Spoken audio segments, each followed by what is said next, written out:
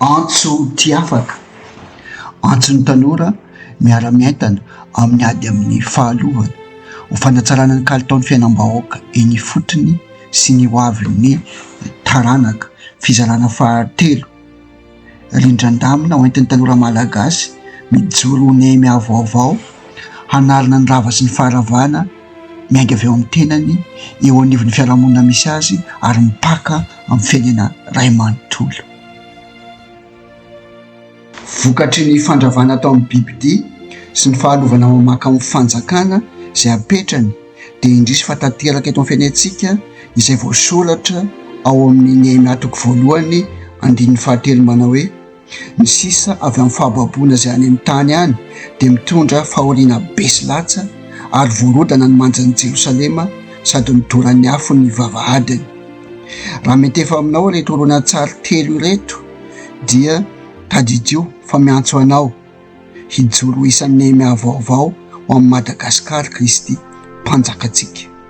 Ny toe-po tokony hananantsika voalohany ankoatra ny alahelo sy ny ranomasy vokatry ny faharavana dia ny fiverenana tsy misy atakandro ao amin'Andriamanitra ka dia miangavy hatanandroa anao. Na dia tsy dia zatra mpamaky baiboly azy anao androany dia mangataka aminao manokana ho amin'ny Madagasikara, ho an'ny tanorantsika sy ho an'ny taranaka ho avy mba hanokana minitra vitsy monja hamakianao Nehemia toko voalohany andininy voalohany ka hatramin'ny faha 12. Rehefa voavakinao tsara dia miangavy ianao hivavaka manokana dia avy ireno ity ampahany fohy nalaina tamin'ny tombavaka nataon'ny Nehemia ity dia miangavy ianao handohalika fotoana fohy monja eo amin'ny fiainanao. Dia izay tombavaka nataon'ny Nehemia fa nampifanitsitsika amin'ny Madagasikara fotsiny dia miangavy an-tanandroa tompoko milela-paladianao hivavaka ao amin'ny Madagasikara isika araka izao tombavaka manaraka izao. Andriamanitro, aoka hiaino ny sofinao ary hiratra ny masonao mba ho enoinao ny vavaky ny mpanomponao izay ataoko eo anatrehanao ankehitriny ao amin'ny Madagasikara sy ho an'ny malagasy rehetra izay anekeko ny fahotany fireneko ray manontolo izay efa nanotanay taminao. Fa izaho sy ny mpianakavindraiko dia nanota avokoa ka mitaraina aminao aho Jehovah, mihainoa ny vavaky ny mpanomponao sy ny mpanomponao rehetra mamondrafo ao amin'ny Madagasikara nosy malalanao ity. Amen. Faharoa manaraka izany dia mijoroa Nehemia vaovao avy hatrany hanaparitaka ireto horonan-tsary tiafaka telo ireto amin'ny tanora namantsika sy ny fianakaviana rehetra. Fa raha manao izany ianao dia efa mitondra ny anjara biriky goavana amin'ny fanarenana ny Madagasikara ary efa mijoro sy miasa ho Nehemia vaovao mamita sy manatanteraka izay voasoratra ao amin'ny Nehemia toko faharoa andininy faha 17 manao hoe: ianareo mahita ny fahoriantsika farava Jerosalema ary midoran'ny afo ny vavahadiny ko andeha isika hanangana ny mandan'i Jerosalema mba tsy ho latsa intsony isika. Amen. Fahatelo manaraka izany dia miangavy ampanajana sy ampitiavana anao handray sy hianatra ary hampiatra ny fampianarana fiadanana anaty izay efa ato anatin'ity pejy Facebook-tsika ity izay efa nomanina sy nomeny tompo antsika tanora malagasy mba hitaiza sy hanabe antsika hana fifandraisana akaiky sy fankazatra amin'Andriamanitra tsy to, hanana relation intime amin'Andriamanitra mba ahafahantsika tena misitraka fiadanam-po sy fitsaharana ao amin'ny Kristy manoloana izao fiainana sy fiainana efa miaratsy simba izao. Ny fahaefatra dia mangataka anao hirotsaka anatevin-daharana ny rojom-bavaka hoentintsika mandrodana ny bibidia sy ny fahalovana mamaka amin'ny fanjakana ary ho fandrohana Madagasikara vaovao amin'ny Kristy izay ho tanterahantsika manomboka ny 17 janoary taona 2024 ity zany hoe rojom-bavaka maharitra mitohy ary rojom-bavaka miorina amin'ny teny fikasana roa izay vao man'Andriamanitra ho an'ny firenentsika dia ao amin'ny Jeremia toko voalohany andininy faha 10 manao hoe: arindro aho manendry anao amin'izao andro anio izao hanapahefana amin'ny fiainana sy ny fanjakana, hanongotra sy anjera, handrava sy androdana ary hanorina sy amboly. Sy ny tantara faharoa toko faha 7 andininy faha 14 manao hoe: raha ny oloko izay nantsoina tamin'ny anarako no avy anetry tena ka hivavaka sy hitady ny tavako ary ala amin'ny ratsy fanaony dia ianao izany an-danitra ka hamelany heriny ary hanasitrana ny taniny. Amen. Fahadimy dia antso manam-pahaizana malagasy, ray aman-dreny sy ny zoky ara-panahy, ny fiarahamonim-pirenena, ny mpandrara ara-toekarena isika tanora malagasy hiantso sady hiangavy azy ireo ary hangataka mafy amin'ny tompo ny mba hanomezany antsika olona araka ny fony mba hiara hiasa amintsika amin'ny fanatanterahana rindran-damina mba ahafahantsika manam-paikady mirindra sy mahomby ho antsika mandresy ny fahalovana mamaka amin'ny fanjakana na ilay antsika hoe corruption systémique d'État, paikady tohana ny tanora malagasy an-tapitrisany motrony ny hery rehetra eo amin'ny fianena.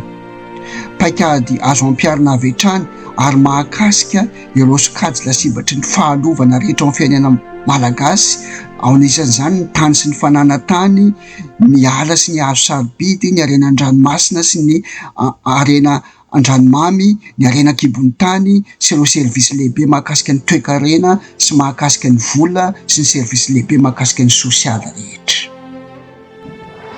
Fahaenina dia manasanao hirotsaka amin'ny sitrapo ampitiavana amin'ny fanatanterahana fanadihadiana ara-toe-karena ifotony amin'ny fametrahana sy ny fampiroboroboana toy vakam-pialiana ho an'ny tanora na pôle entrepreneuriat jeune manomboka amin'ny volana marsa taona 2024 miainga avy amin'ny drafitrasa lasitra izay vao voarafitry ny tanora tamin'ny taona 2024 izay nametraka mazava fa mila teti-bola 20 tapitrisa dolara ny tanora malagasy araka ny fanadihadiana efa vita tamin'ny 2024 ahafahana mametraka sy mampiroborobo toy vakam-pialiana ho an'ny tanora na pôle entrepreneuriat jeune, ahafahana manangana tanora mpandrara 5 hetsy ka hatramin'ny 7 hetsy isan-taona mifantoka amin'ny toe-karena manga, ny toe-karena maitso ary ny toe-karena biolojika mahakasika reto sehampialiana folo manaraka ireto.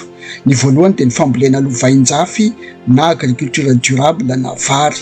Ny faharoa dia fambolena lovain-jafy sakafo hafa ankoatra ny vary.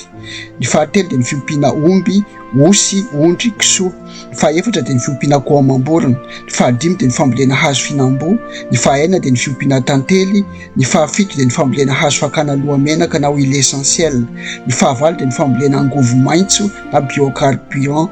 Ny fahasivy dia ny jony sy ny fialena an-dranomasina ary ny fahafolo dia ny fiompiana trondro sy hazan-drano. Ity fanadihadiana ara-toe-karena ity no ahafahana mamaritra mazava tsara amin'ny antsipriany ny tohana sy ny teti-bola ilaina isaky ny distrika mikasika ny famokarana sy ny haivarotra ary ny lalam-barotra eo an-toerana ho an'ny sehampialiana 3 na ara-pahamehana izay ny faritan'ny tanora.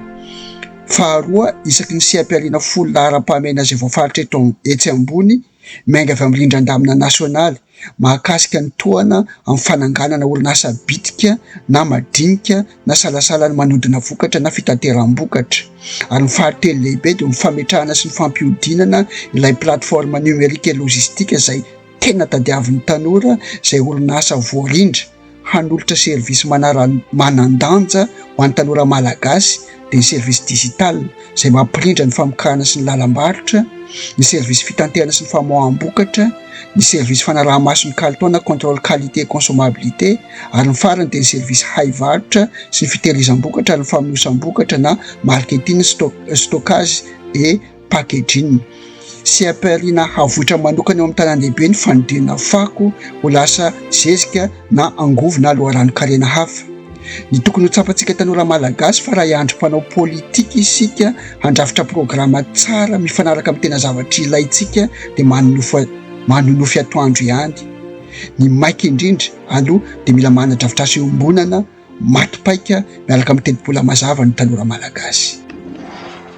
Fahafito farany dia isa rindran-damina manokana amin'ny famenona ny fahabangana ara-panabeazana miara-dalana amin'ny fametrahana rafi-piarahamonina vaovao eny ifotony ahafahan'ny tanora malagasy sy izay taranaka amin'ny fandimby mandray andraikitra feno amin'ny fanovana amin'ny fiarahamonina misy azy eny ifotony araka ny vina mpanovana izay fanarahan'ny be sy ny maro mahakasika ny lafi-piaina rehetra na fahasalamana io na tontolo iainana io na resaka fandriam-pahalemana sy ny sisa sy ny sisa.